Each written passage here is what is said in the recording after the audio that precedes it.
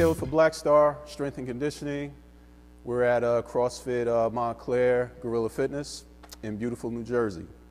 Last workout, 14.5, okay? Open is finally done. Like I said, we come out a little later with the strategy video because I want to see people do it. I want to see video and have a little time to analyze it, all right? Workout 14.5. It's a couplet of thrusters and bar-facing burpees. The weights are 95 and 65. Descending ladder, 21, 18, on down to 3. All right, and it's 4 times. The first time that's happening in the open. I like it. Let's get right to it. First off, though, let me say that most of the strategy I'm going to be talking about are for those people who are in that position where your position in the regional is not necessarily secure, or you're trying to break into that top 48, even top 60. So these recommendations are mostly for you. If you're not in that category, if you're, let's say you have your spot secure, you're in the top 20, top 25 of the regional, or you're just kind of doing it for fun, we'll have a little bit for you. But for most part, this is for those people trying to really get a good score in this last workout, all right? Let's start with thrusters. First of all, what we did was we estimated kind of based on who had already gone, what they had done in the other workouts, and kind of estimated what you would need to get a top 25 score in any region in this workout. For men, we're guessing that it's about 10 minutes, 30 seconds. When they announced the video, I think Graham Holmberg did like 10:20 or 10:21. I'm not sure, about 10:20. So we feel pretty safe saying that 10:30 is going to be top 25 in any particular region. For the women, about 11:10. Again, Annie Thorsdaughter did somewhere around, I believe, 11:05. Okay, I could be off by a few seconds on those times, but that's generally in the ballpark.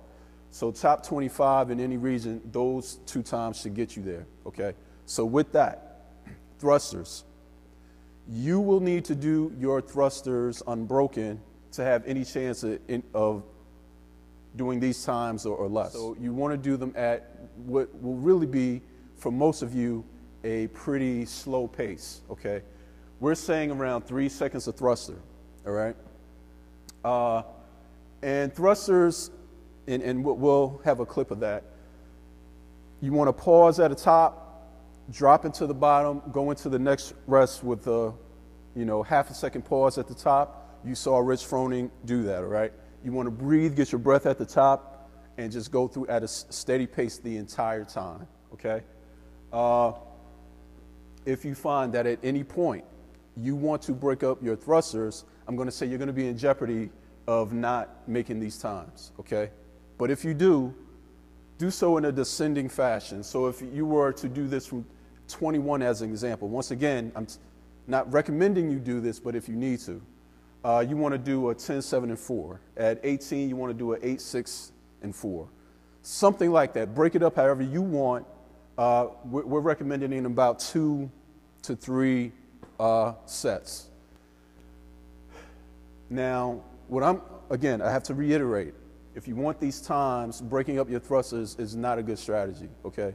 But if you need to stop, if you need to just catch a break, okay, and you're breaking it up, do not drop the bar to the ground, all right? If you remember in 14.3, we recommended dropping the bar. Well, that's because the bar had to go to the ground anyway, all right? But in this case, it doesn't. And once it's up off the ground, it only needs to return to your shoulder, to your rack position, and then back overhead. So we're going to say if you're going to take a break, you're just going to back rack it, all right? Catch your breath, put it over into the front rack, and then go into more thrusters, all right? That's really the only acceptable way to break up the thrusters if you're going to break them up at all. Once again, at a 3 second per thruster pace, you shouldn't, most people in the position of trying to get into the regional or into the regional should not have to do this, all right? But that's just worst case scenario. If you've been following the blog, We've done a lot of 1 1/4 squats. We've also done a lot of tempo stuff overhead where we've paused overhead with the bar, all right? So you should not have any issues using that stretch shortening cycle, okay? Drop to the bottom, get up, explode up. You don't want to break these movements into two where you're doing a front squat and then a press. Explode into that bar and get it overhead, okay? Burpees, all right? There are several techniques you can use for the burpees, okay?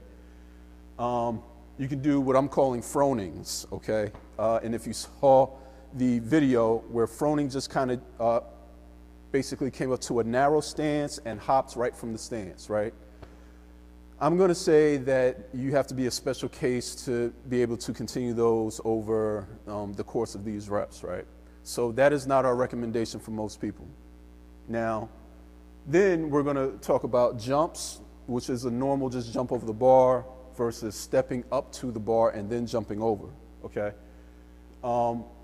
I would say that the step-ups are going to keep your heart rate down. It's going to allow you to move at a steady clip through the burpees.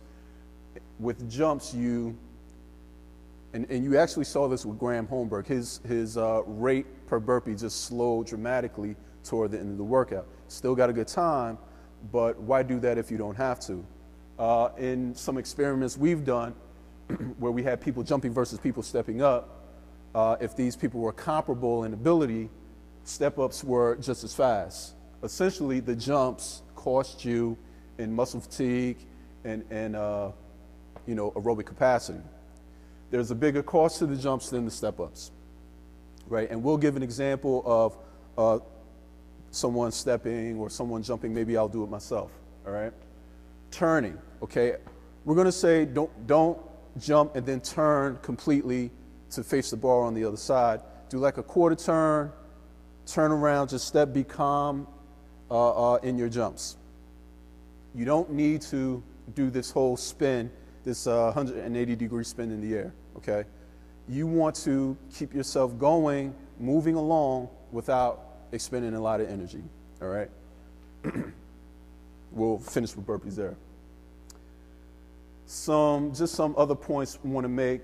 Use your Olympic lifting shoes. If you have a lightweight Olympic lifting shoe, once again, the Reebok Oli lifters, I guess that's what they're called, I think are fine here. Knee sleeves, I'm going to say if you feel they help you, they're going to help you in the rebound, certainly wear them. The thing about this is, we've talked about this before, is pacing. This is important here, okay? Slow is fast. Do not shoot out of the gate. You will destroy your workout in the 21 and 18 round if you do that, right? And generally speaking, you want to go as fast as possible on the burpees, but not so much that it will make you not be able to do the thrusters unbroken, okay? So wherever that is for you. Now, again, we've estimated that you can do the thrusters at about 3 seconds per rep. For men, we're saying the burpees need to be done about 4.5 seconds per rep to get a 10:30 time. And for women, about 5 seconds per rep to get 11:10. That's very doable. The only caveat there is you have to account for some deterioration in your rate, okay? So break out calculus or break out your spreadsheets to kind of figure out, you'll go a little faster in the beginning and a little slower at the end, all right? We do that here, but on average, 3 seconds for the thrusters for everyone, 4.5 seconds for the burpees for the men, and 5 seconds for the women, all right? I don't want to use up any more time. My battery's actually running out, but good luck on 14.5, and let's get to the region.